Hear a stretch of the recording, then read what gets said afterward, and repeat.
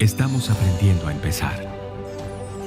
Aunque sabemos tantas cosas, aprendemos a empezar, a enseñar, a cambiar.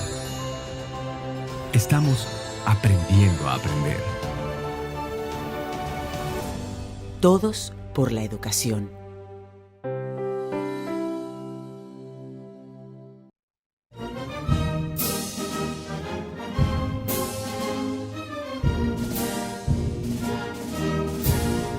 Quisqueyanos valientes alcemos nuestro canto con viva emoción, y del mundo a la paz ostentemos nuestro invicto glorioso pendón. Salve el pueblo que intrépido y fuerte a la guerra a morir se lanzó, cuando en bélico reto de muerte sus cadenas de esclavo rompió.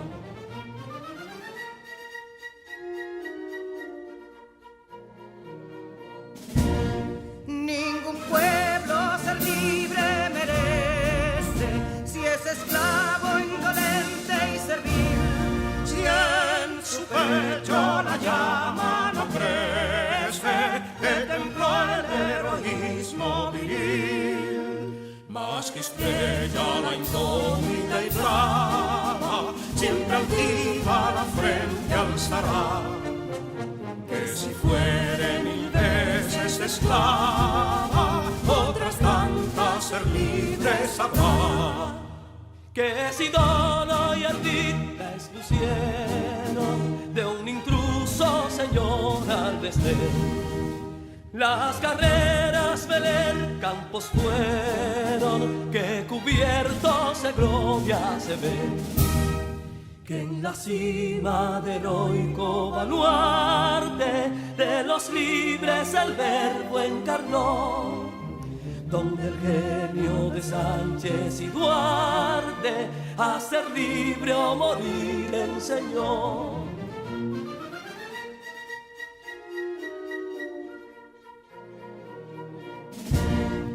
Y si pudo inconsulto caudillo de esas glorias el brillo empañar, de la guerra se vio en Capotillo la bandera de fuego ondear. Y el incendio que atónito deja de Castilla al soberbio león, de las playas gloriosas le aleja, donde flota el cruzado pendón. Compatriotas, mostremos erguida nuestra frente orgullosos de hoy más, que Quisqueya será destruida, pero sierva de nuevo jamás. Que santuario de amor cada pecho, donde la patria se siente vivir, y es su escudo invencible el derecho, y es su lema ser libre o morir.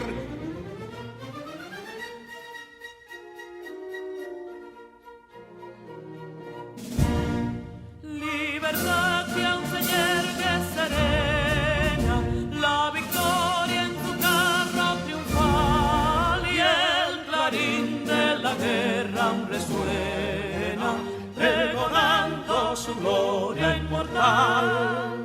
Libertad, que los ecos se agiten mientras llenos de noble ansiedad nuestros campos de gloria repiten: libertad, libertad, libertad.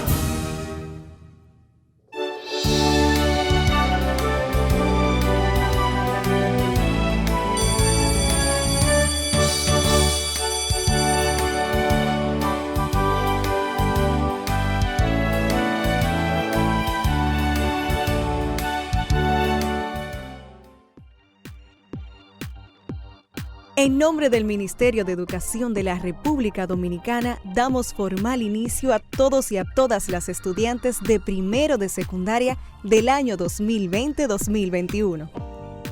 Con mucho entusiasmo le damos la bienvenida a los docentes que te acompañarán a alcanzar tus sueños y metas. Estudiantes y maestros, bienvenidos y bienvenidas a este compromiso por el futuro de nuestro país. Y tú, sé quien quieras ser. Alcanzar tus metas es posible.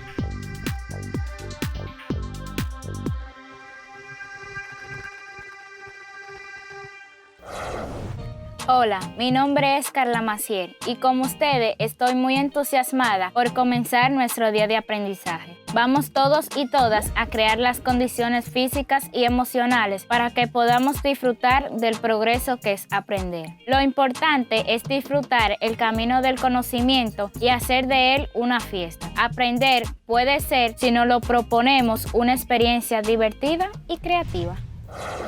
Feliz y bendecido viernes para todos. Estamos en la antesala de la Semana Mayor, así que bienvenidos y bienvenidas mis queridos estudiantes. Soy Luz Rodríguez, su maestra de matemáticas, y junto a los demás profesores repasaremos nuestros trabajos realizados en las asignaturas de Lengua Española, Ciencias Sociales, Ciencias de la Naturaleza, Inglés, Francés y, por supuesto, Matemáticas. Comenzaremos de inmediato con Lengua Española y esta semana seguimos conociendo los componentes de la oración y el uso de la guía turística en la composición de sus textos para dar el mensaje lo más claro posible. Trabajaremos en el verbo, sus usos, el sustantivo dentro de un texto y el correcto uso de los adjetivos calificativos. Así que, a prepararnos, nos acomodamos, agudizamos los sentidos y a aprender desde casa.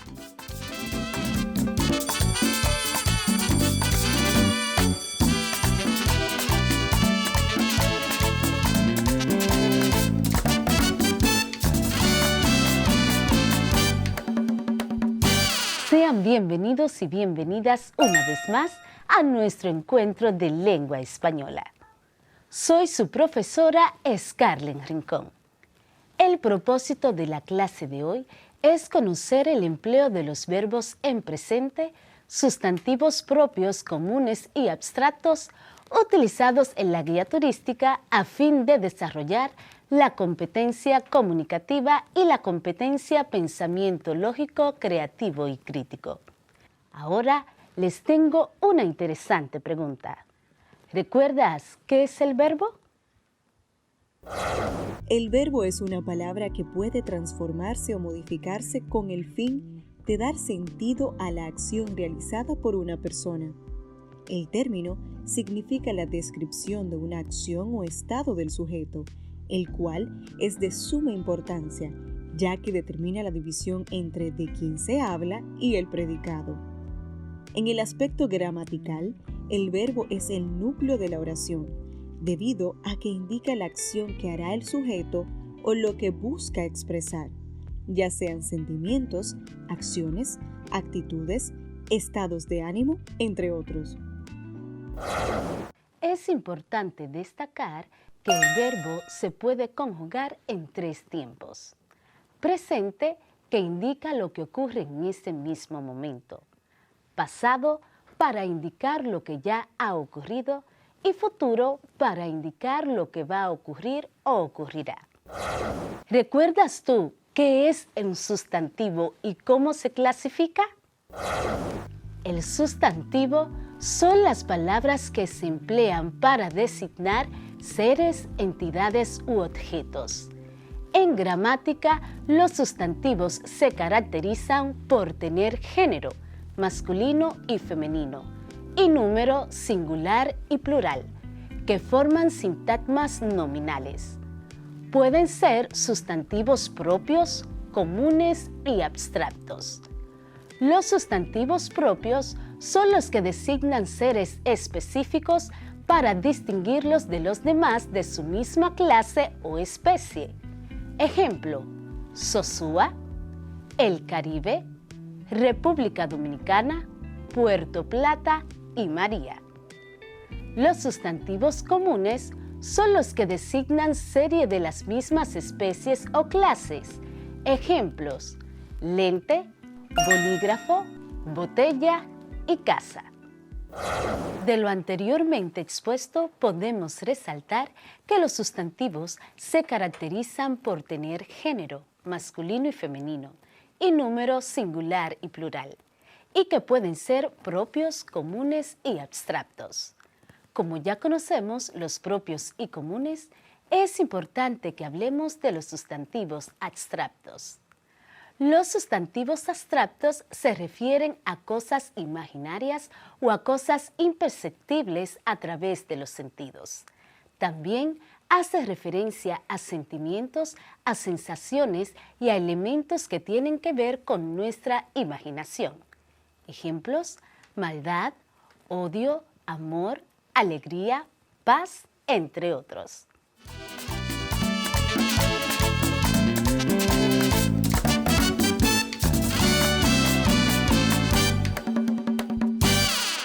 En la clase anterior estuvimos tratando los verbos en presente y los sustantivos. En la clase de hoy trabajaremos los adjetivos calificativos y sus usos.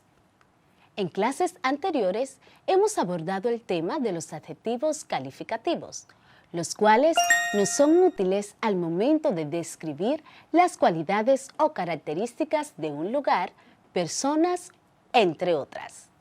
Vamos a recordar qué son los adjetivos. Los adjetivos son las palabras variables que expresan cualidades, propiedades o relaciones del sustantivo al que acompañan. En este sentido, los adjetivos calificativos se pueden definir como esas palabras variables que permiten describir las características de los sustantivos. Hoy vamos a profundizar en torno a ellos. Vamos a comentar algunos atractivos turísticos de la provincia de Santiago para identificar, de acuerdo a dichos lugares, adjetivos calificativos. La provincia de Santiago está ubicada en la región norte de la República Dominicana, en el Valle del Cibao. Lleva el nombre de su municipio a cabecera, Santiago de los Caballeros, la ciudad corazón, la segunda ciudad más grande de la República Dominicana y la cuarta más grande del Caribe. Lugares turísticos de la provincia de Santiago. Monumento a los héroes de la Restauración. Cuenta con bellas vistas de Santiago de los Caballeros y sus alrededores. Estadio Cibao.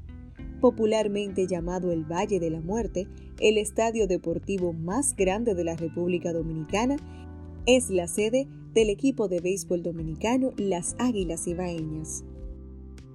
Existen diversos lugares turísticos que embellecen esta provincia, como el Parque Nacional José Armando Bermúdez, ubicado en la parte sur de Santiago. Es una de las áreas protegidas más grandes de la isla y uno de los lugares ideales en la República Dominicana para el turismo de montaña.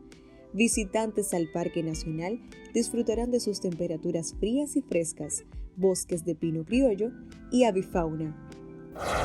Como pudiste identificar, por sus atractivos turísticos, podemos considerar que Santiago de los Caballeros es una ciudad en la que podemos resaltar los siguientes adjetivos calificativos. Es una ciudad grande, bella, ideal para ser visitada, histórica e interesante. En este sentido, los adjetivos calificativos sirven para expresar cualidades de personas, animales, lugares u objetos con la finalidad de calificarlas, teniendo siempre presente que éstas acompañan al sustantivo. De acuerdo con su proximidad con el sustantivo, los adjetivos calificativos pueden ser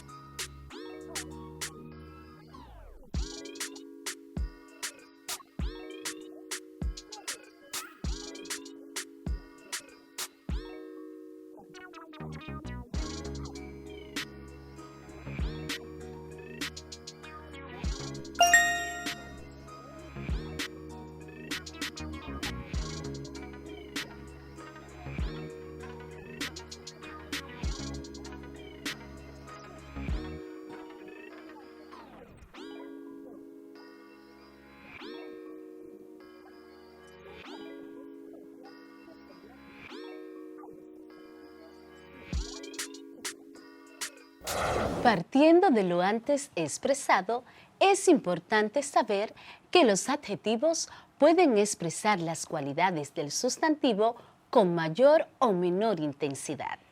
Para expresar la diferencia de grado, el adjetivo adopta distintas formas que se denominan grados de adjetivo. Vamos a conocerlos. La intensidad con la que se expresa la o las características de los sustantivos puede graduarse en el caso de los adjetivos calificativos. De este hecho surgen los grados de los adjetivos que son positivo, comparativo, que es de superioridad, igualdad e inferioridad, y superlativo, que puede ser absoluto y relativo. Vamos a profundizar un poco más en torno a ellos. Está el grado positivo. Grado positivo. El adjetivo en grado positivo expresa de forma neutra la cualidad, limitándose a enunciarla. Por ejemplo, la habitación es amplia. Grado comparativo. Grado comparativo. Un adjetivo está en grado comparativo cuando se emplea para contrastar dos cualidades de una persona o para contrastar dos seres con la misma cualidad. Por ejemplo, Juan es más estudioso que listo. El grado comparativo puede ser de superioridad, igualdad o inferioridad. En el grado de superioridad utilizamos las palabras más que. Ejemplo, eres más paciente que yo. En el grado de igualdad utilizamos las palabras tan como.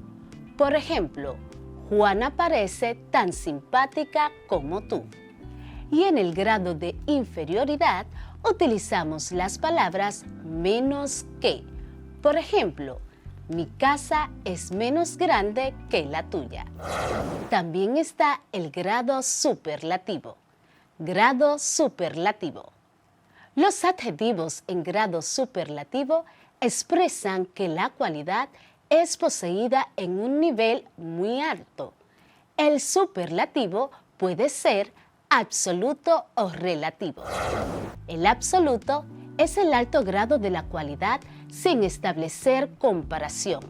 Ejemplo, esa mujer es amabilísima o su carácter es muy complicado. En el relativo, alguien o algo posee una cualidad en grado más alto que el resto. Por ejemplo, eres el alumno más joven del instituto o es la menos trabajadora de la familia.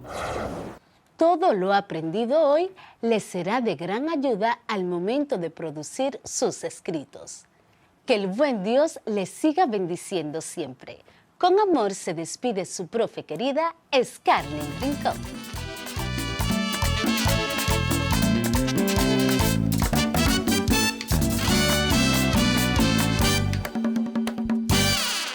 ¿Cuánto aprendimos esta semana con lengua española? Es muy interesante aprender nuevas cosas. Ahora nos trasladaremos al infinito mundo de los números y las formas con la maestra Luz, donde les haré un resumen de los temas referente al cálculo de volumen de un prisma. Nos enfocaremos en calcular el volumen de un prisma rectangular con sus tres dimensiones: longitud, ancho y altura. También estaremos repasando la fórmula general para hallar el volumen de un prisma. También conoceremos la diferencia entre lo que es cuerpo geométrico y figura geométrica.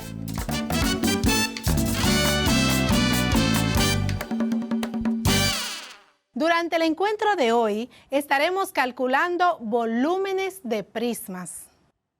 Si aprendes a calcular el volumen de cualquier prisma, serás capaz de resolver situaciones generadas en tu entorno de manera muy sencilla. Pero antes, hagamos un breve repaso del tema que trabajamos en la clase anterior.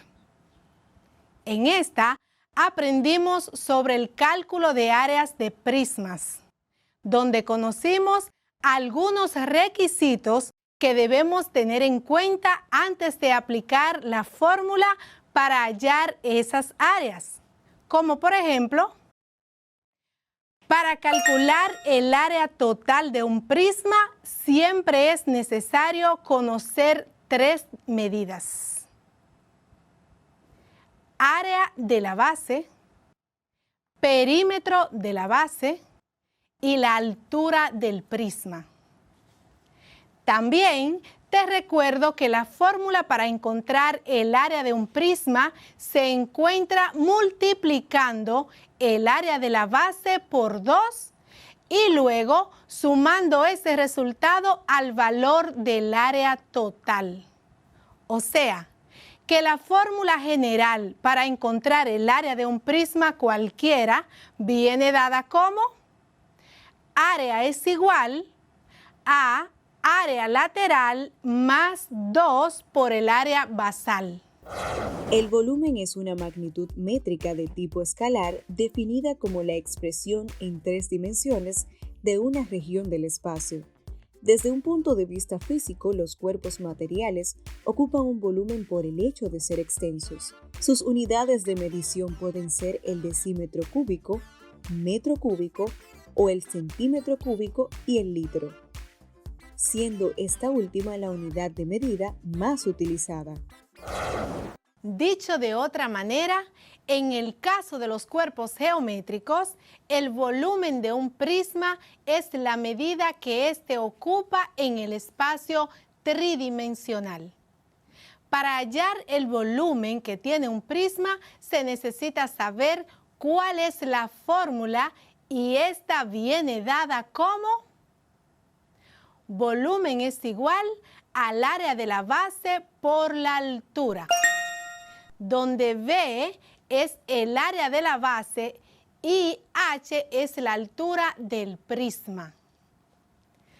Calculemos ahora el volumen de algunos prismas. Empecemos por encontrar el volumen de un prisma recto, donde uno de los lados de la base mide 8 centímetros y la altura de dicho prisma es de 15 centímetros. Si observamos los datos que nos dan, podemos decir que estamos trabajando con un prisma cuadrangular. Esto porque solo nos dan el valor de uno de los lados de la base. Y como es un prisma cuadrangular, por lógica, su base es un cuadrado. El área de un cuadrado se encuentra sustituyendo en la fórmula que dice A es igual a L al cuadrado. O sea, elevando al cuadrado la medida del lado que ya conocemos. Ya tenemos nuestra fórmula general para el volumen. Volumen es igual al área de la base por la altura. Entonces, lo primero que vamos a buscar es el área de la base. Tenemos área de la base es igual a L al cuadrado. Área de la base va a ser igual a 8 al cuadrado. Y el área de la base va a ser igual a 64 centímetros al cuadrado. 64 centímetros al cuadrado vale nuestra área basal. Ya podemos sustituir en nuestra fórmula general porque si recuerdan, nos dieron primero el valor de lo que es la altura, 15 centímetros. Ya tenemos los valores completos de nuestra fórmula general y decimos volumen es igual a 64 por 15. 64, que es el valor del área basal, por 15, que es el valor de la altura. Y el volumen va a ser igual a 960 centímetros cúbicos. 960 centímetros cúbicos. Por lo tanto, el volumen del prisma cuadrangular de base 64 y altura 15 es de 960 centímetros cúbicos.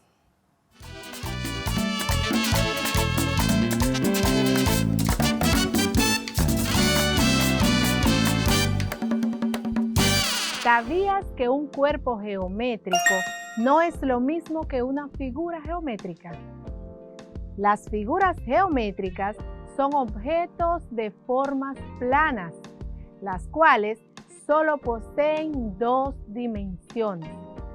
Se caracterizan por ser figuras cerradas que delimitan las superficies y se clasifican en polígonos y secciones cónicas.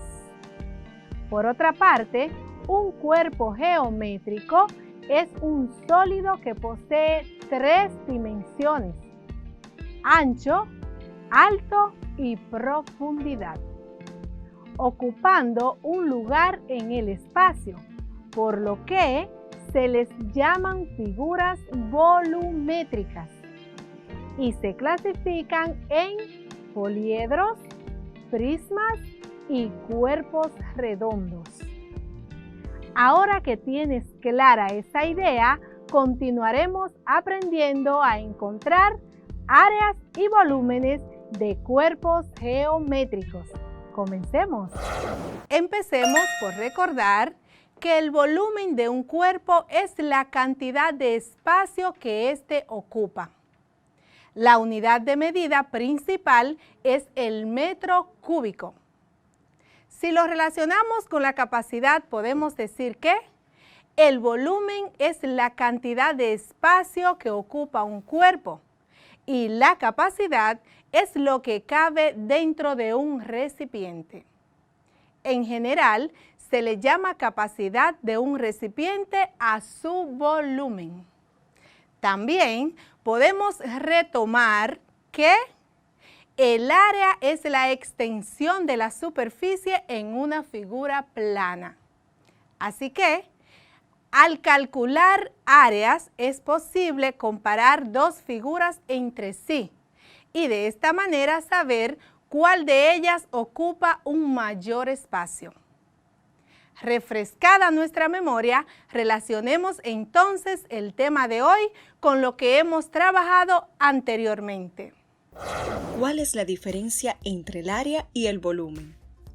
El área y el volumen son dos conceptos totalmente diferentes.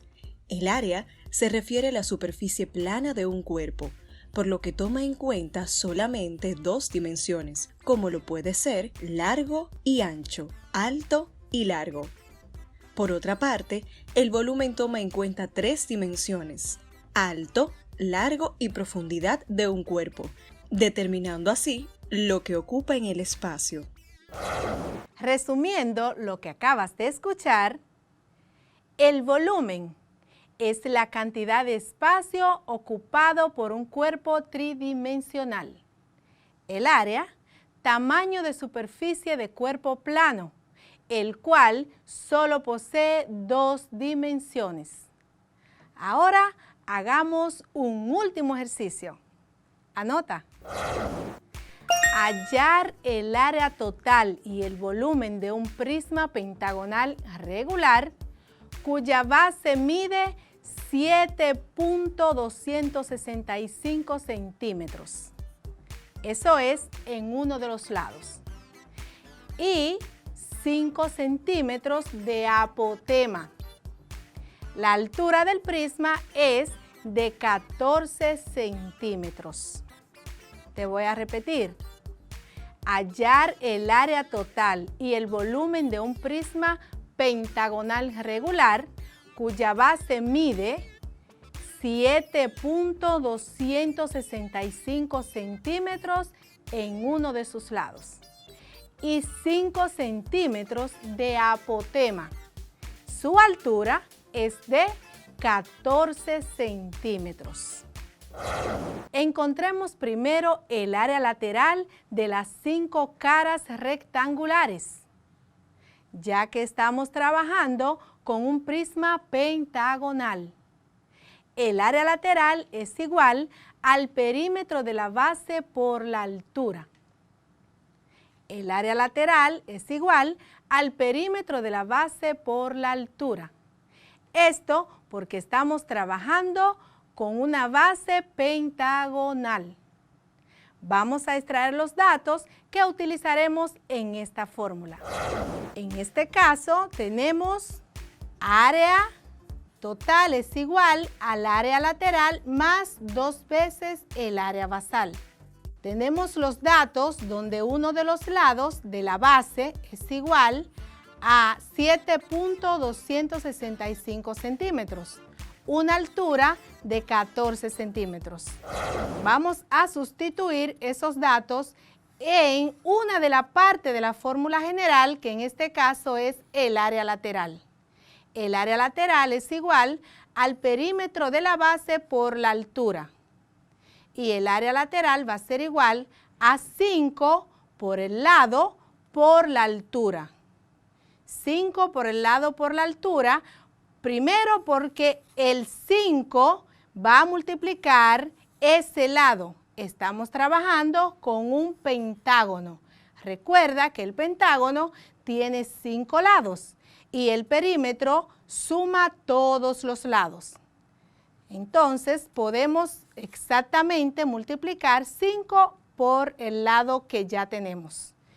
Entonces el área lateral es igual a 5 por 7.265 por 14.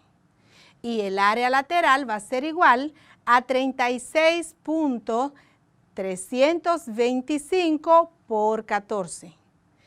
Y el resultado de esta multiplicación va a ser igual a 508.55 centímetros cuadrados. Nuestra área lateral va a ser igual a 508.55 centímetros cuadrados. Buscamos ahora la otra parte de la fórmula, que es el área basal. El área basal es igual a P por H entre 2, perímetro por altura entre 2. El perímetro es un dato que ya lo tenemos, 36.325 centímetros. Y la altura, que también la tenemos, 5 centímetros. Sustituimos en nuestra fórmula y tenemos que el área basal es igual a 36.325 por 5 y todo eso entre 2.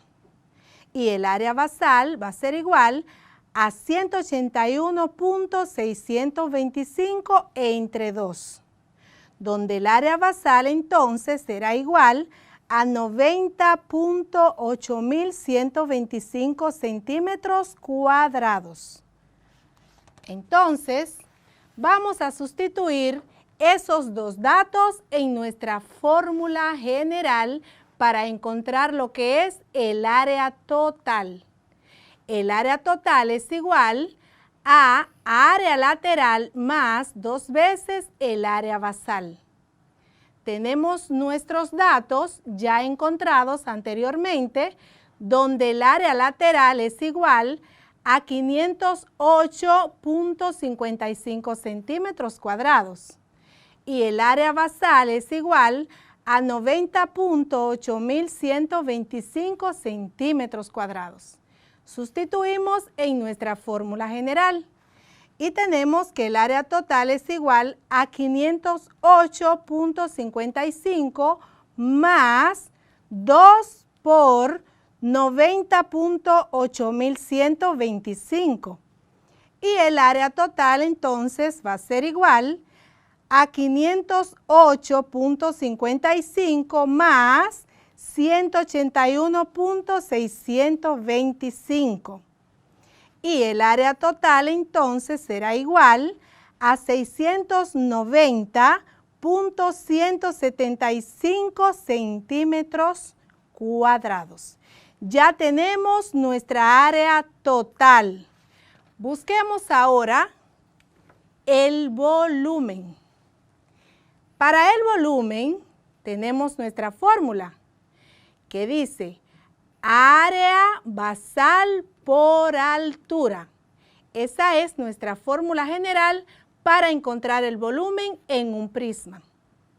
Tenemos entonces los datos que involucran esta fórmula, donde el área basal es igual a 90.8125 centímetros cuadrados, con una altura de 14 centímetros, porque ahora la altura es del prisma total, 14 centímetros.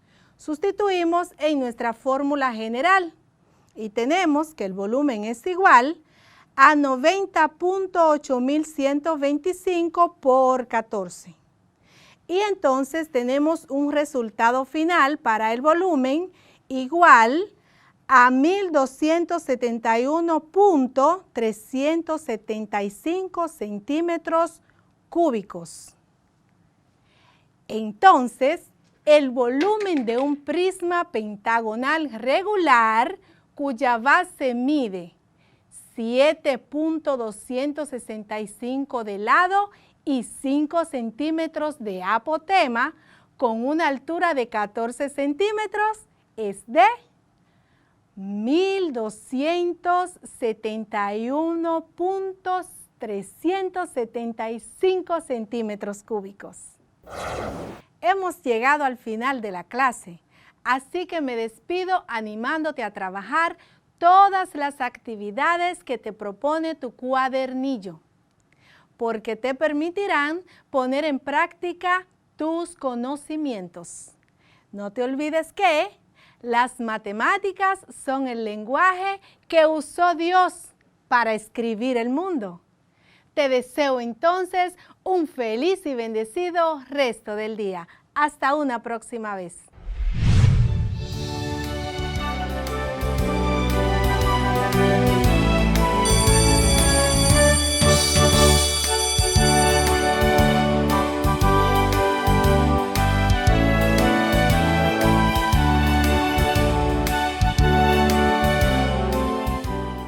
Si necesitas ayuda para resolver tus dudas o quieres volver a ver algún contenido, contáctanos al correo electrónico info@miner.gov.do, nuestra página web ministeriodeeducacion.gov.do, nuestro Facebook Ministerio de Educación RD, Twitter Educación RD, Instagram Educación RD, YouTube Ministerio de Educación, y también puedes contactarnos al teléfono 809-688-9700.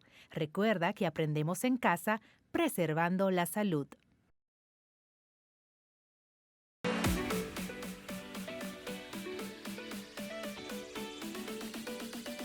Pasamos gran parte de nuestra vida durmiendo. Sin embargo, solo soñamos por ráfagas de pocos minutos.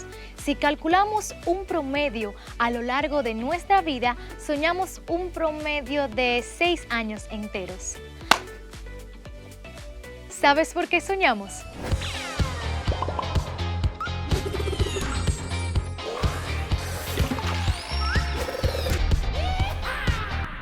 Los sueños son parte de los seres vivos. Es por eso que se reflejan en la historia, en la mitología, incluso en la religión.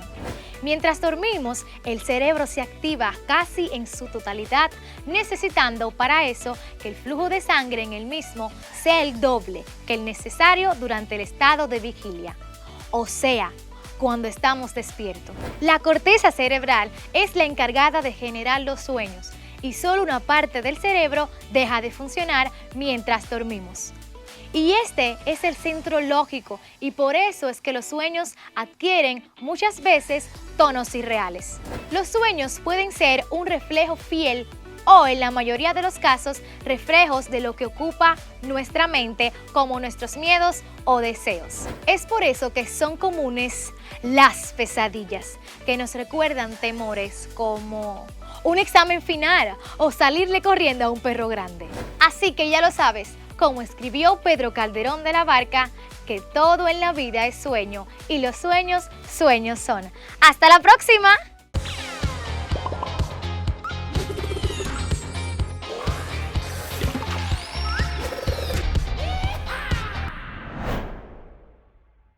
¿Sabes cómo usar el cuadernillo de aprendizaje en el hogar? Aquí te mostramos cómo. Cada mes recibirás un cuadernillo como este, donde encontrarás el plan mensual de actividades y asignaciones para aprender juntos en casa durante 4 semanas. Es un conjunto de actividades para trabajar juntos en casa durante todo el mes. En este plan encontrarás todas las indicaciones que guiarán el aprendizaje de tu hija o hijo y además aquellas asignaciones que deberán enviar al maestro para recibir retroalimentación de lo aprendido y motivación para seguir aprendiendo. No te preocupes, los estudiantes de distintos grados trabajarán el mismo tema cada mes. Los pequeños con tareas más simples y los más grandes con tareas más complejas. La meta es que todos trabajen a la par en la misma mesa y se acompañen en este viaje de aprendizaje. Cada día requiere al menos 2 horas de trabajo concentrado en el aprendizaje. Según la realidad de cada hogar, deberán definir cuáles son los mejores horarios para aprender todos juntos. Sencillo. Procura leer desde el principio hasta el final todas las actividades de la semana. Y si todavía tienes dudas, no olvides que podrás consultar lo que necesites a los docentes de tus hijos e hijas.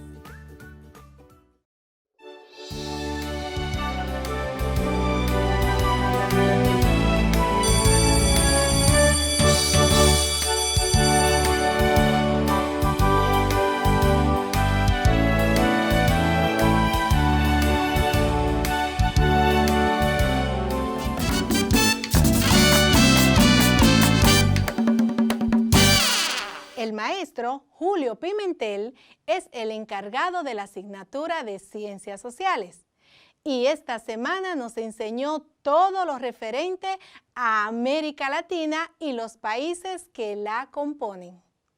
También tratamos el tema de los movimientos sociales, el origen o causa de los movimientos sociales y su importancia en la lucha por los derechos de los ciudadanos. Vamos a este repaso para reforzar nuestros conocimientos.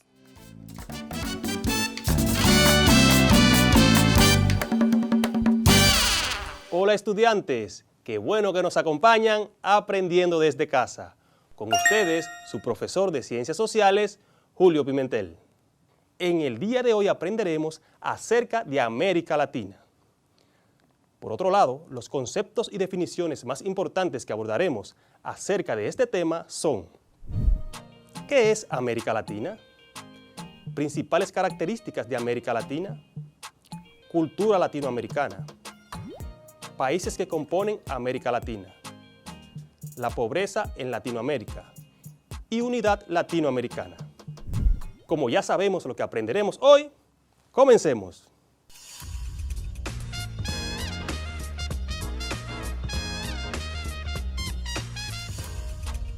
América Latina o Latinoamérica es una región que abarca desde México hasta Argentina, donde se hablan lenguas latinas, específicamente español, francés y portugués.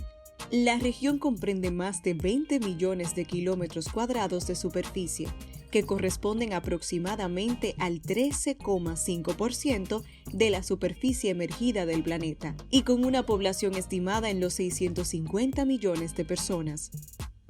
Por su extensión, América Latina presenta una gran diversidad geográfica y biológica. En ella se encuentran prácticamente todos los climas del mundo y es el hogar de numerosas especies animales y vegetales. Cuenta también con algunos de los mayores ríos del mundo e importantes recursos alimenticios, enérgicos y minerales, entre los que destacan sus yacimientos de petróleo, cobre, litio y plata.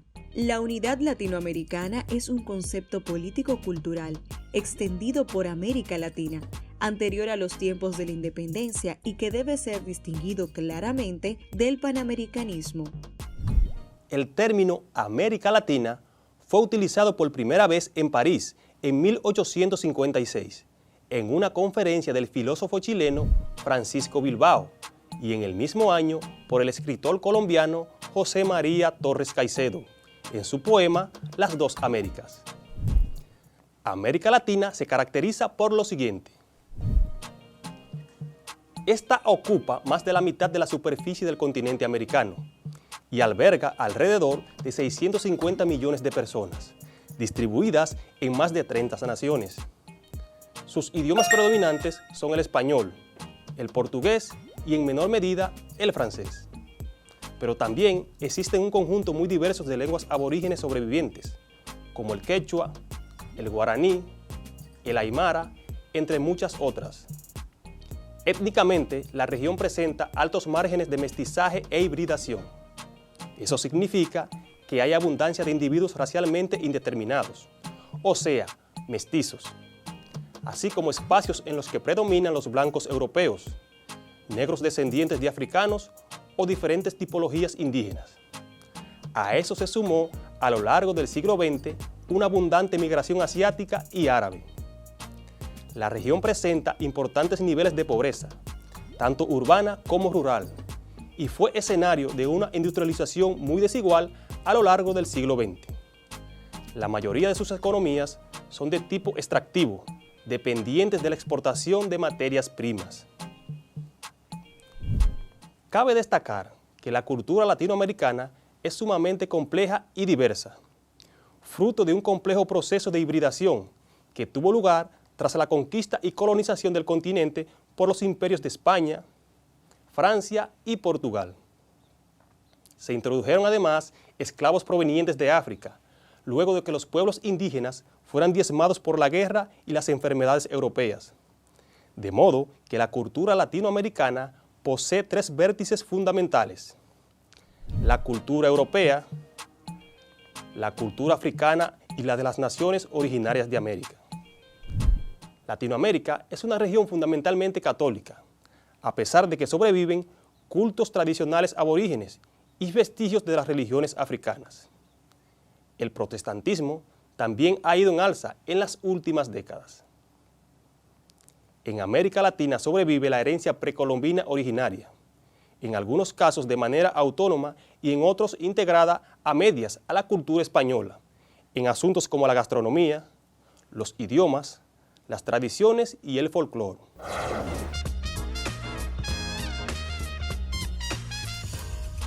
¿Qué son los movimientos sociales? Los movimientos sociales son grupos no formales de personas las cuales se organizan en busca de la promoción o defensa de una causa que de manera coordinada, planificada y sostenida en el tiempo pretende lograr un cambio social. Un movimiento social es aquella corriente que persigue un objetivo concreto y lucha por conseguirlo a través de un plan de acción determinado. El concepto moderno de movimiento social se utiliza para englobar movimientos que se sitúan en diferentes contextos y en esferas tan distintas como la cultural, social, política, económica, entre otras. Además, su composición incluye a clases, sectores o colectivos, como obreros, campesinos, mujeres, estudiantes, vecinos y grupos étnicos. Durante el siglo XIX, el concepto de movimiento social estaba ligado a un tipo de cambio social muy particular, el revolucionario, y a un fin específico, así como a una identidad en concreto, o sea, identidad de clase, y a un grupo social en particular, la clase obrera. Un movimiento social es una fuerza potente, no efímera, sino que tiene un tiempo importante de duración y deja huella a nivel cultural. Esta va ganando fuerza conforme se expande, es decir, conforme convence a más personas en su ideología. Pero, ¿sabes cuál es el objetivo de los movimientos sociales? El objetivo fundamental de los movimientos sociales es luchar para cambiar o defender un sistema. Les explico. Un movimiento social que persigue el cambio surge en un contexto concreto de cierto desencanto, por lo que buscan cambios en las estructuras sociales y en los valores que las legitiman. Pero les aclaro que los movimientos sociales no siempre luchan y se movilizan para favorecer ciertos cambios.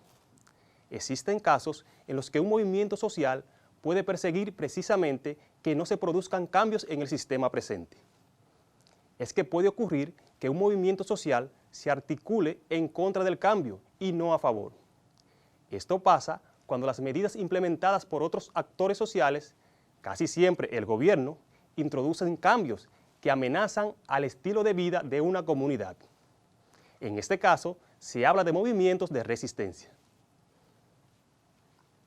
Los movimientos sociales, en primer lugar, buscan ser escuchados, para así plantear cambios o para defender algunos derechos sociales.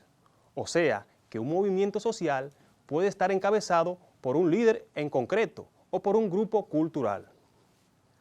Existen movimientos sociales de carácter muy diferente. Por ejemplo, el movimiento feminista, orientado a defender el valor del talento femenino. El movimiento ecologista, que lucha por los derechos del medio ambiente. Y, desde el punto de vista laboral, destaca la importancia del movimiento obrero.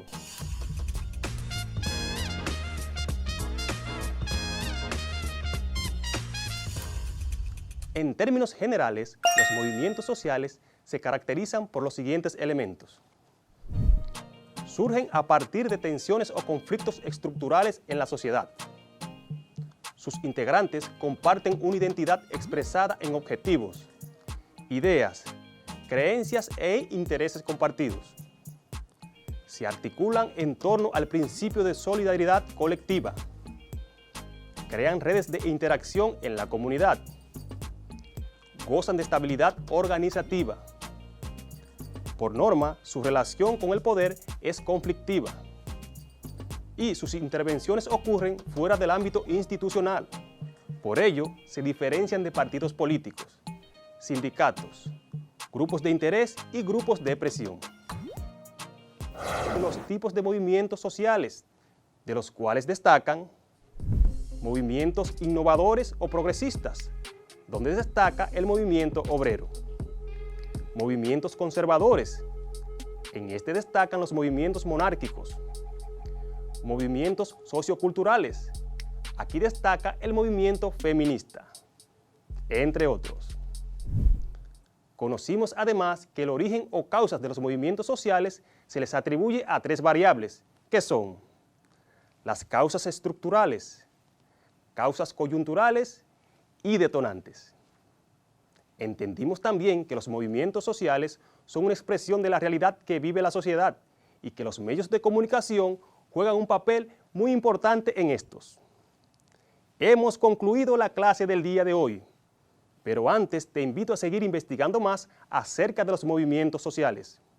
Recuerda trabajar en tu cuadernillo de trabajo. Hoy aprendimos Ciencias Sociales con tu profesor Julio Pimentel. Hasta la próxima clase.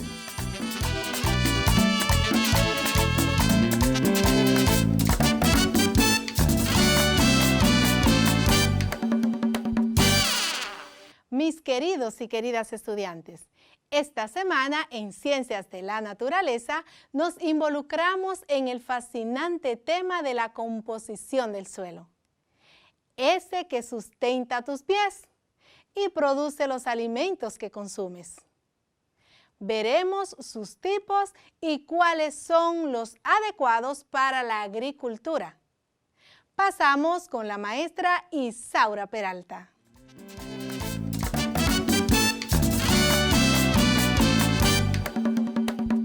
Hola chicos, les saluda con mucho cariño su maestra de Ciencias de la Naturaleza, Isaura Peralta. Estamos listos para desarrollar el tema de hoy, composición del suelo. Al final de la clase comprenderás cómo está compuesto el suelo que sustenta tus pies y produce los alimentos que consumimos. Si te pregunto, ¿qué es el suelo? ¿Cuál sería tu respuesta? Puede que algunas de tus respuestas sean: el suelo es donde yo vivo, donde camino, o donde hay plantas, animales y humanos. Pues estás en lo correcto. La definición de suelo puede ser considerada desde diferentes puntos de vista. agronómico, geológico, ingenieril y edafológico.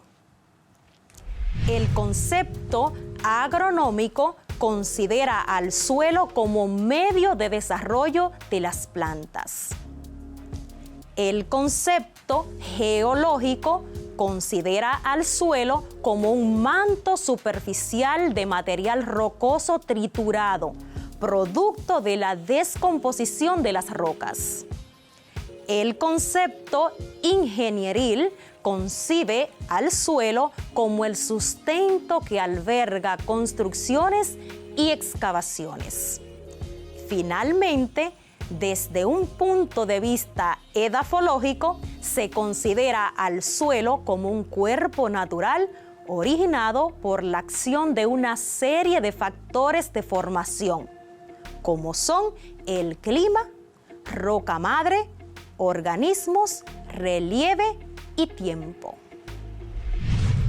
Tal vez el concepto roca madre te parezca desconocido, pues te cuento que la roca madre es la base rocosa que se va descomponiendo lentamente para formar una capa superficial de suelo que tarda miles de años. ¿Sabías que la ciencia que estudia el suelo y su estructura se llama edafología? Edafología es una palabra proveniente del griego edafos, que significa suelo, y logía, ciencia, por lo que se define como la ciencia que estudia el suelo. Ahora, veamos por qué es importante el suelo. La importancia del suelo radica en que es un elemento natural y dinámico entre la atmósfera, geósfera, la biosfera y la hidrosfera, que son subsistemas con los que se mantiene un continuo intercambio de materia y energía que hacen propicia la subsistencia de los seres vivos.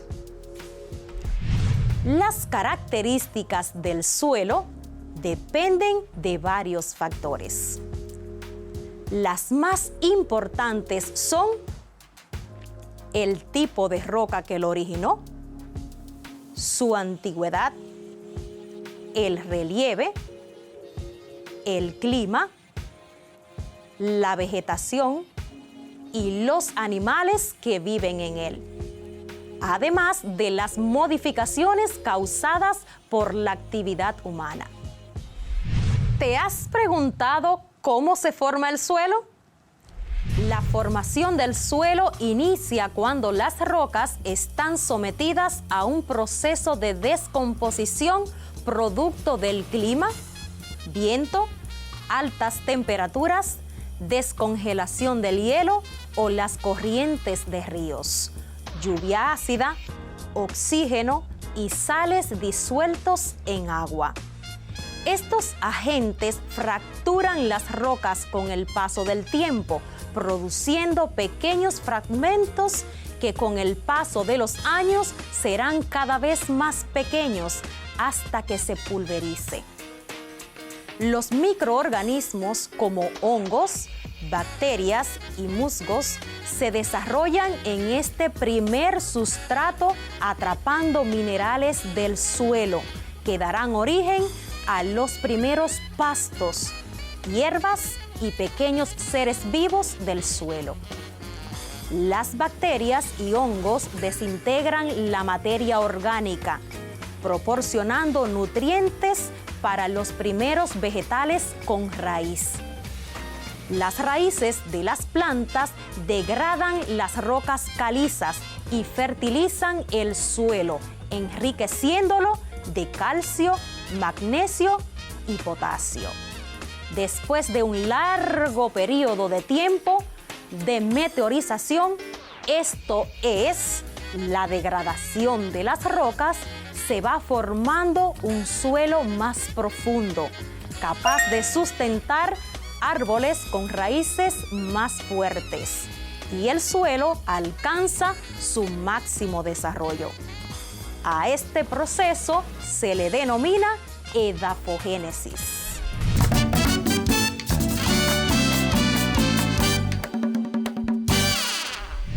Muy bien, ahora sí estamos listos para desarrollar el tema para hoy.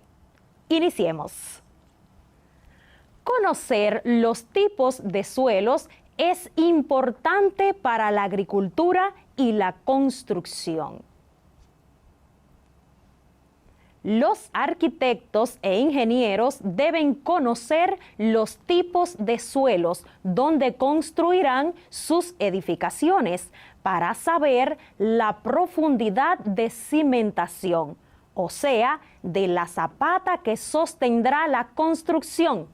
Y lo más importante, saber si es lo suficientemente firme, capaz de soportar el peso de la construcción, sin que ocurran deslizamientos o hundimientos del terreno.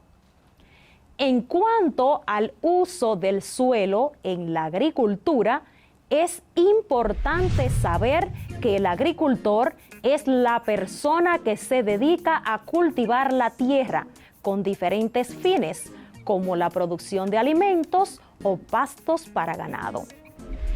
Este debe conocer el tipo de suelo y sus propiedades físicas y químicas. Así sabrá cuáles cultivos pueden producirse en el suelo que va a cultivar. Mis queridos estudiantes, hablando de propiedades físicas del suelo, en la clase anterior decíamos que el tamaño de las partículas minerales que forman el suelo determinan sus propiedades físicas, que son textura, estructura, capacidad de drenaje del agua y aireación. Y estas, a su vez, determinan el tipo de suelo. Los tipos de suelos son arenosos, calizos, humíferos, arcillosos, pedregosos y limosos. ¿Puedes identificar el tipo de suelo en tu patio o en tu comunidad? Busca algo de tierra del patio o tus alrededores. Intenta identificar qué tipo de suelo es. Espero que hayas comprendido que conocer los tipos de suelo nos sirve para saber cuáles son aptos para la agricultura y la construcción. Hemos llegado al final de la clase del día de hoy, donde vimos que existen tipos de suelos excelentes para la agricultura, como por ejemplo los humíferos, que retienen la humedad y son ricos en humus, que funciona como abono a las plantas. Es el momento para decirte que es muy importante que trabajes tu cuadernillo, que te cuides y cuide de los demás. Fue un placer que me acompañes en una clase más de Ciencias de la Naturaleza. Mis chicos, les deseo un feliz resto del día. Hasta pronto.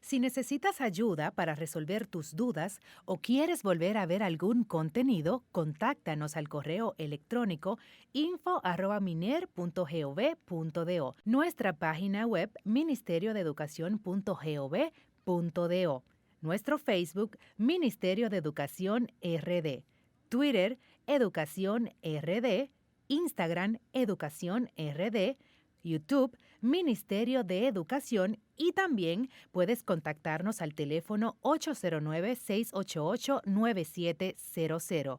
Recuerda que aprendemos en casa, preservando la salud.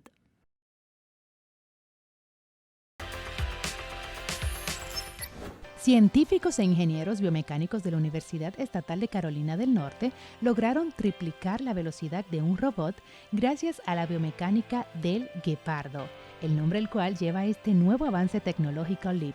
Este nuevo tipo de robot blando es capaz de moverse rápidamente sobre superficies sólidas o en el agua que las generaciones anteriores de estas máquinas autónomas. Los investigadores se inspiraron en el guepardo para crear un tipo de robot blando que tiene una columna vertebral biestable accionada por resorte, lo que significa que el robot tiene dos estados estables. Los robots blandos más rápidos hasta ahora podían moverse a velocidades de hasta 0.8 longitudes de cuerpo por segundo. En superficies planas y sólidas pueden alcanzar velocidades de hasta 2.7 longitudes de cuerpo por segundo, 3 veces más rápido a una frecuencia de actuación baja de aproximadamente 3 hercios. Estos robots, llamados LEAP galopantes, tienen aproximadamente 7 centímetros de largo y pesan alrededor de 45 gramos. Aquafy, Internet inalámbrico debajo del agua.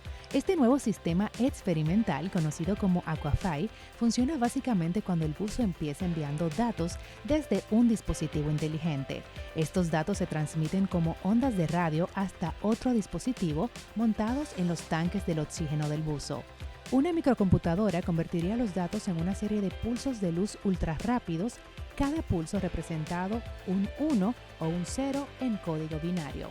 Esos pulsos se emitirían posteriormente hacia la superficie, utilizando un láser integrado de 520 nanómetros o una matriz de LED verdes. Los LED podrían enviar los datos a distancias relativamente cortas con poca potencia, mientras que el láser podría enviarlos más lejos, pero usaría más energía para hacerlo. Al llegar a la superficie, los pulsos de la luz serían recibidos por un fotodetector en la parte inferior de un barco y un ordenador procesaría los datos. A partir de ahí, los archivos podrían cargarse en Internet vía satélite.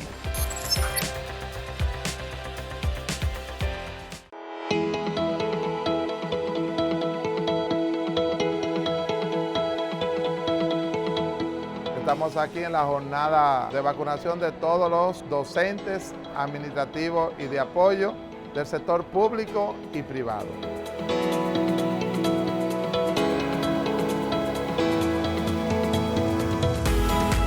El proceso ha sido fabuloso. Desde que llegué, todas las atenciones del lugar, hice el protocolo, llené mi formulario y ya estoy vacunada.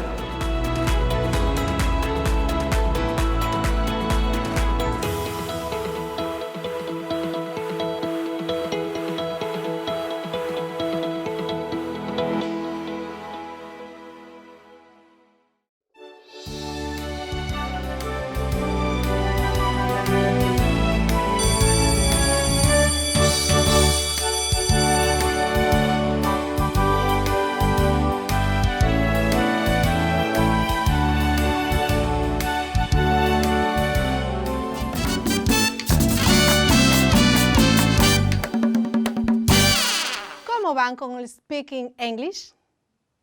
A que ya saben pronunciar correctamente más de 50 palabras. Pues vamos a seguir enriqueciendo nuestro vocabulario. Repasemos los medios de transporte y cómo preguntar cuando alguien va hacia algún lugar. También veremos las respuestas con el verbo to go, lo que es igual en español el verbo ir. Les dejo con el maestro Saily Padilla.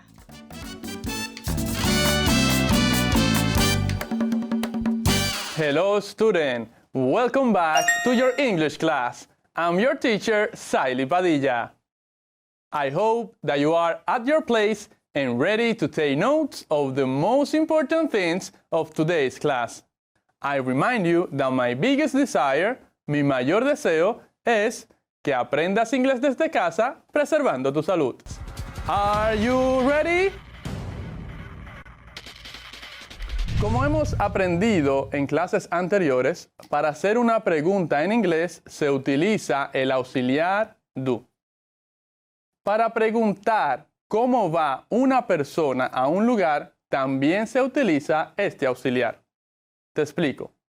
La pregunta, ¿cómo vas a la escuela? Se dice, How do you go to school? How do you go to school? Y se sigue la siguiente estructura. How. La palabra pregunta que significa cómo. How. Luego va el auxiliar do. How do. El auxiliar do. Le sigue el pronombre. En este caso, you. How do you. Luego se coloca el verbo ir en su forma base. Go. How do you go? Y finalmente el complemento, que sería el lugar de destino. En este caso, a la escuela. To school. How do you go to school? How do you go to school? How do you go to school?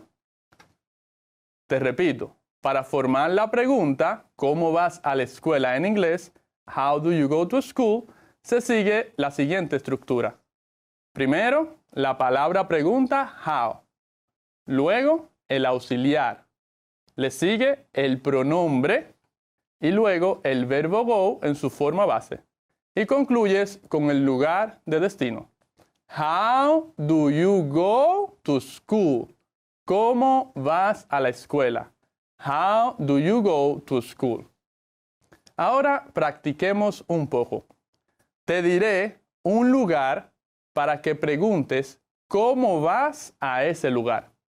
Por ejemplo, si te digo to school, a la escuela, la pregunta sería How do you go to school? ¿Cómo vas a la escuela? Te repito, te diré un lugar y luego tú dirás la pregunta, ¿cómo vas a ese lugar? Si te digo a la escuela, to school, entonces dirías, How do you go to school? Empecemos. El primer lugar, a la tienda, to the mall. ¿Cómo dirías en inglés? ¿Cómo vas a la tienda? Sería, How do you go to the mall? How do you go to the mall? Siguiente lugar, a la playa, to the beach. ¿Cómo dirías en inglés? ¿Cómo vas a la playa? Sería, How do you go to the beach? How do you go to the beach? Un último lugar, al parque, to the park. ¿Cómo dirías en inglés? ¿Cómo vas al parque? Sería, How do you go to the park? How do you go to the park? Ahora practiquemos nueva vez las preguntas. Repite después de mí. How do you go to the mall?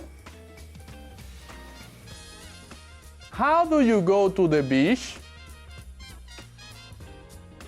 How do you go to the park?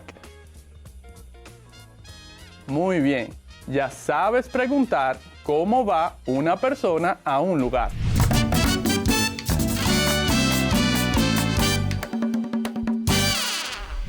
Hoy continuaremos aprendiendo sobre los medios de transporte y cómo responder estas preguntas.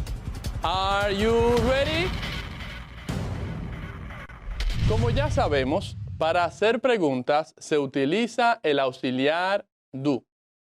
De la misma manera, para preguntar de forma directa, preguntas de sí o no, también se utiliza el auxiliar do. Por ejemplo, si quieres preguntar, ¿tú vas a la escuela en carro? La pregunta sería, ¿Do you go to school by car? Do you go to school by car?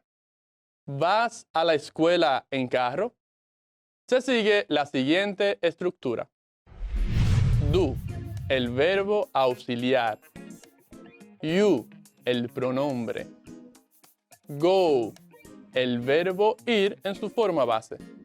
Y el complemento, que sería el lugar y la forma de ir. School by car. Do you go to school by car? ¿Vas a la escuela en carro? Auxiliar, do. Pronombre, you. Verbo, go. Y el complemento, to school by car. Practiquemos un poco la forma de hacer estas preguntas. Lo haremos de la siguiente manera. Te diré un medio de transporte que puedes utilizar para ir a la escuela y tú harás la pregunta correspondiente. Por ejemplo, si te digo by bus en guagua, tienes que preguntar, do you go to school by bus? ¿Vas a la escuela en guagua? Te repito, te diré un medio de transporte y tienes que hacer la pregunta correspondiente. Si te digo en guagua, by bus, tienes que preguntar, do you go to school by bus? ¿Vas a la escuela en guagua? Muy bien, empecemos. En bicicleta, by bicycle. ¿Cómo preguntarías, ¿vas a la escuela en bicicleta? La pregunta sería, do you go to school by bicycle? Do you go to school by bicycle? Otra más. En motor, by motorbike. ¿Cómo preguntarías, ¿vas a la escuela en motor? Sería, do you go to school by motorbike? Do you go to school by motorbike? Una última. A pie. On foot. ¿Cómo dirías en inglés? ¿Vas a la escuela a pie? Sería, do you go to school on foot? Do you go to school on foot? Muy bien. Ahora practiquemos estas preguntas. Repite después de mí. Do you go to school by bike? Do you go to school by bike or by bicycle? La siguiente. Do you go to school by motorbike? Do you go to school by motorbike? La última. Do you go to school on foot? Do you go to school on foot? Espero que hayas comprendido todo lo que hemos enseñado sobre los medios de transporte y la manera de hacer preguntas y responder con respecto a estos. Te animo a que sigas practicando día a día todo lo que estás aprendiendo y además enseñar a otros todo lo que has captado. Es para mí un placer compartir contigo mis conocimientos de la lengua inglesa. Si quieres seguir aprendiendo más, no te pierdas nuestra próxima clase. Se despide tu teacher, Saily Padilla. Goodbye, see you next class.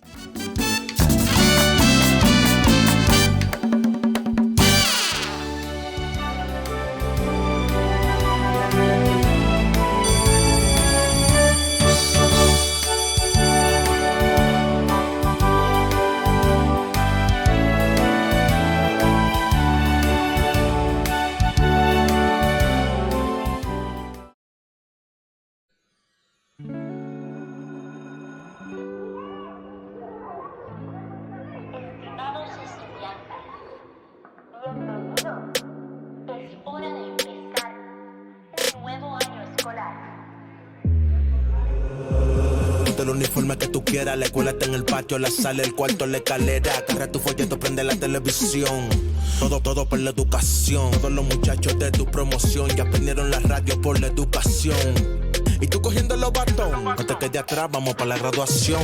En tu casa, aprende y comprende. Con tus padres, aprende y entiende. Con la profe, aprende y comprende. Rota en tu mano, vamos, de ti depende. En tu casa, aprende y comprende. Con tus padres, aprende y entiende. Con la profe, aprende y comprende. Rota en tu mano, vamos, de ti depende. Todos por la educación.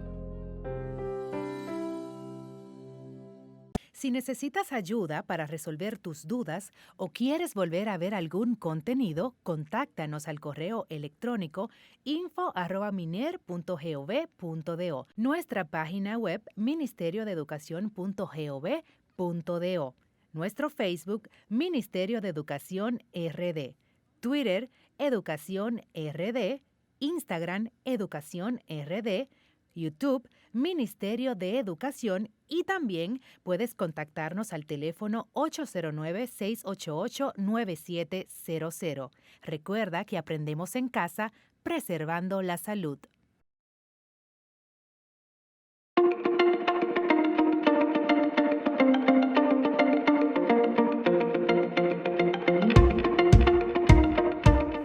Hola, soy tu doctor Ricardo Carrasco. En esta cápsula seguiremos conociendo más información sobre la alimentación saludable. Anteriormente abordamos el tema de las frutas y los vegetales.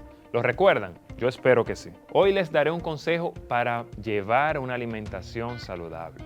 Lo primero que debes saber es que para llevar una alimentación saludable no solo debes de preocuparte por los alimentos que consumes, sino por la frecuencia en que te nutres.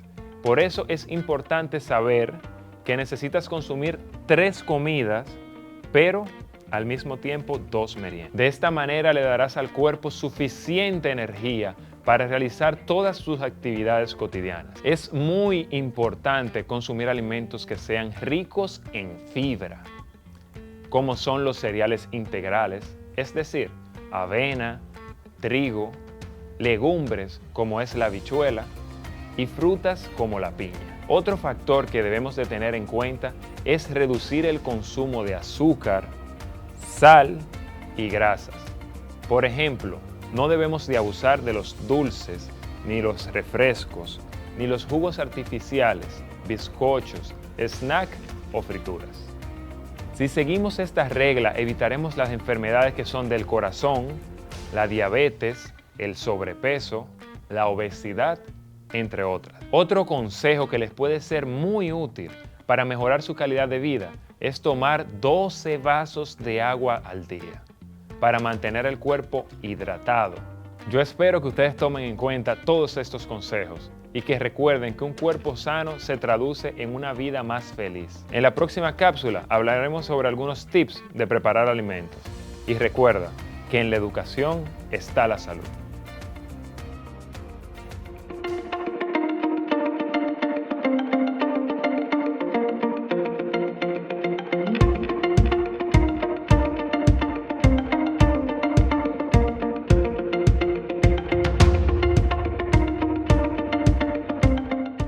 Recuerda que en el canal para los padres queremos ayudarte en todo este proceso de educación desde la casa. Acompáñanos, te seguimos orientando en el canal de padres de la comunidad educativa del Ministerio de Educación.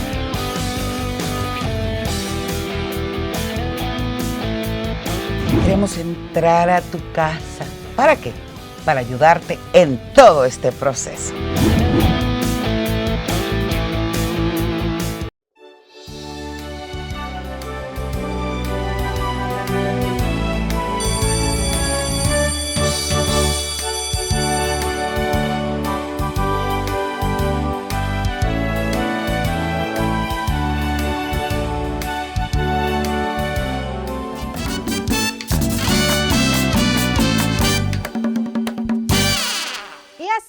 Como el maestro Saily les enseñó los medios de transporte en inglés, el maestro Echanson Layonés estará enseñándolos, pero en francés.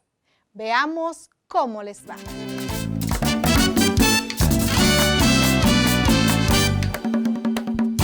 Bienvenue à tous à la classe de français. Un plaisir pour moi d'être ici avec vous afin de continuer a étudiar la langue française. Espero que todo esté bien para empezar con nuestra clase el día de hoy. Hoy aprenderemos sobre el medio de transporte en francés. Para entrar a nuestra clase del día de hoy, presta atención al diálogo que sigue.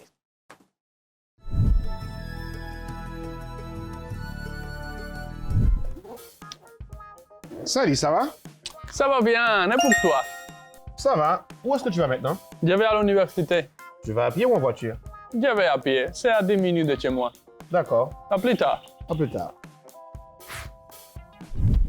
Como puedes ver, en este diálogo usamos medios de transportes y dos preposiciones de lugar, a y en, que a continuación vamos a aprender cómo usarlas y cuándo usarlas. Pero antes, traduzcamos el diálogo en español para que puedas entender mejor.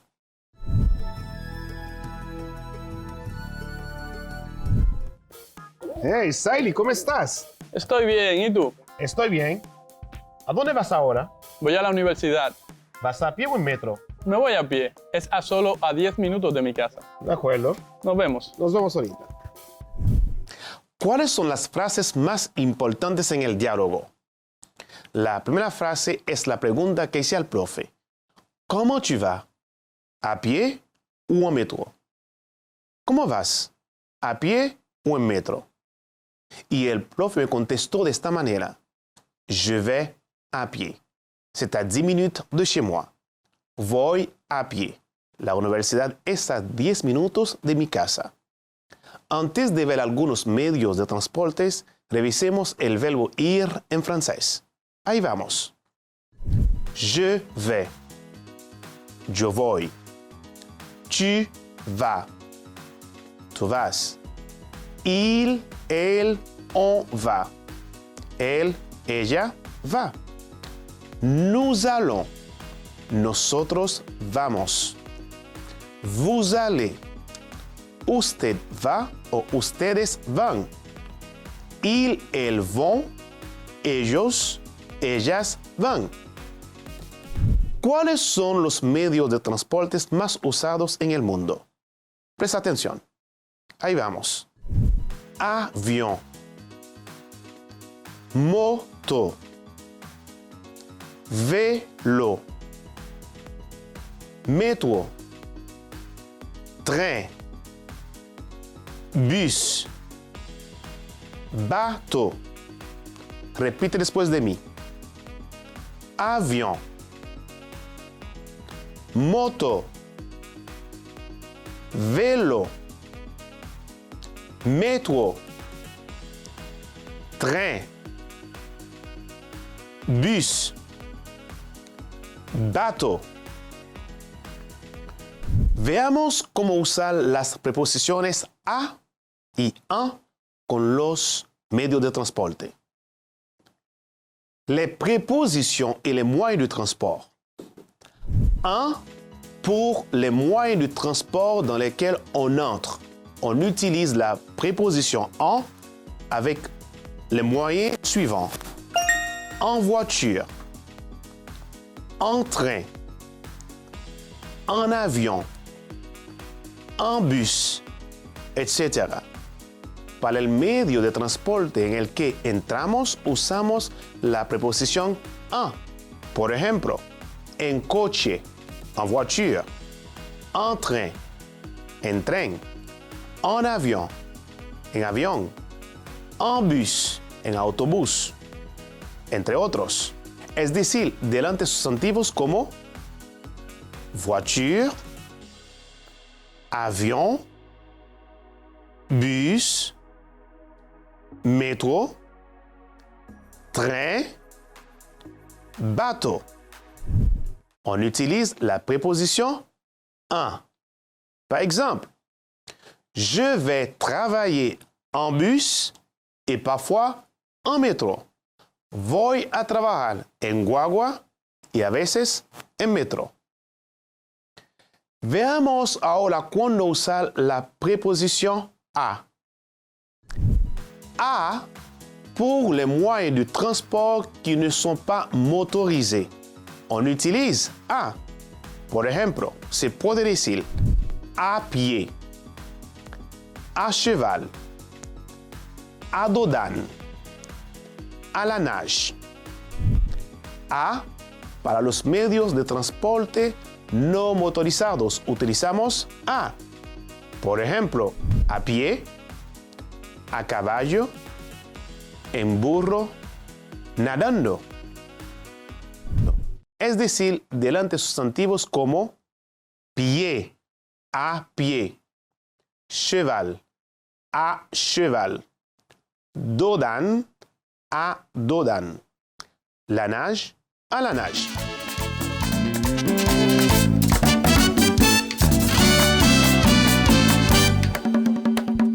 El día de hoy vamos a seguir hablando sobre los medios de transporte, pero esta vez medios de transporte que se utilizan para desplazarse de una ciudad a otra. Para entrar a nuestra clase de hoy, presta atención al diálogo que sigue.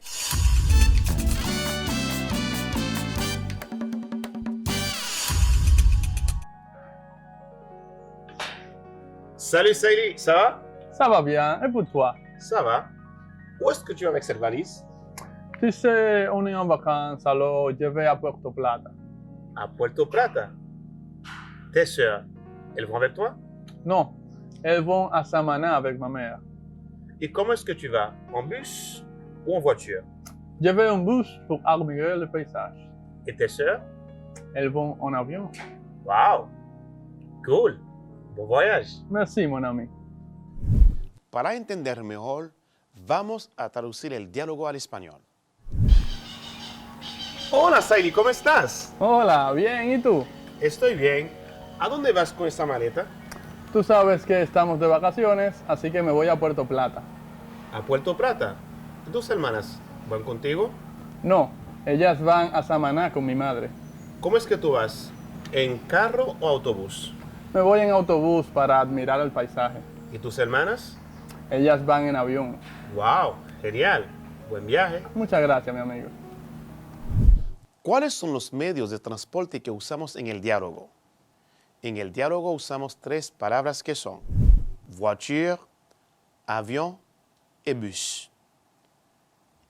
Veamos las frases en las cuales usamos estas palabras. ¿Cómo es que tu vas? ¿En voiture o en bus? ¿Cómo vas? ¿En carro o en autobús? Je vais en bus pour admirer le paysage. Voy en autobús para admirar el paisaje. ¿Y tes sœurs? ¿Y tus hermanas? Elles vont en avión. Van en avión. Para continuar con nuestra clase de hoy, vamos a hacer la diferencia entre dos pronombres muy importantes que usamos para hablar usando la tercera persona del singular y plural del verbo aller. Los pronombres singulares son il, elle. Il, elle. Y los pronombres plurales son il, elle. Il, elle. Y con el verbo aller, la terminación se cambia según el pronombre. Veamos un ejemplo juntos. Il va. Elle va. Il va. Elle va. Elle va. Ella va. Él va. Ella va. Como puedes ver, son pronombres singulares. Tomamos un ejemplo.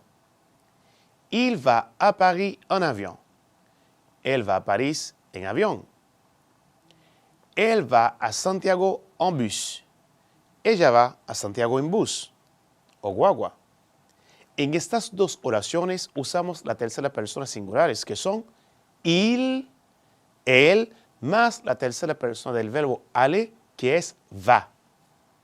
Repite después de mí. Il va. Il va. Elle va. Él va. Ahora veamos estos mismos pronombres en plural. Ils vont. Ils vont. Elles vont. Elles vont. Como puedes ver, son pronombres plurales. Tomamos un ejemplo. Ils vont à Paris en bateau. Ils vont à Paris en bateau. Ellos van a París en barco. Elles vont à Samana en avión. Elles vont à Samana en avión. Ellas van a Samana en avión. En estas dos frases usamos la tercera persona del plural, que son il, él, más la tercera persona plural del verbo aller, que es vont. Queridos estudiantes, espero que hayan entendido el contenido de hoy perfectamente. Para mí ha sido un honor compartir esta clase con ustedes, esperando que puedan poner en práctica lo aprendido con tus familiares y amigos. Recuerda que la salud es lo primero, por eso que aprendemos en casa. Y te digo, el éxito no es un accidente, es trabajo duro, perseverancia, aprendizaje, estudio y lo más importante de todo, amor por lo que estás haciendo o aprendiendo a hacer. Con esta frase se despide tu profesor de francés, et chanson la jeunesse. Nos vemos en una próxima clase. A la próxima.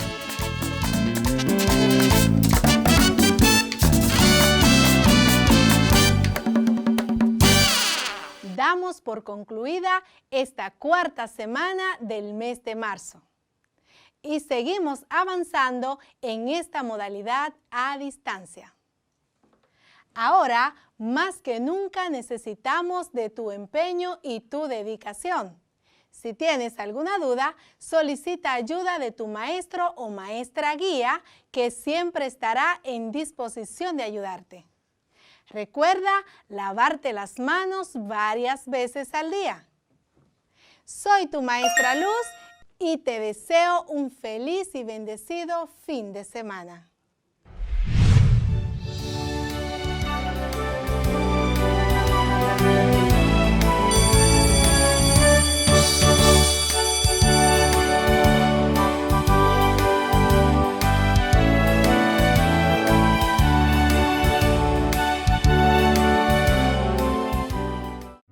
Estamos aprendiendo a empezar. Aunque sabemos tantas cosas, aprendemos a empezar, a enseñar, a cambiar.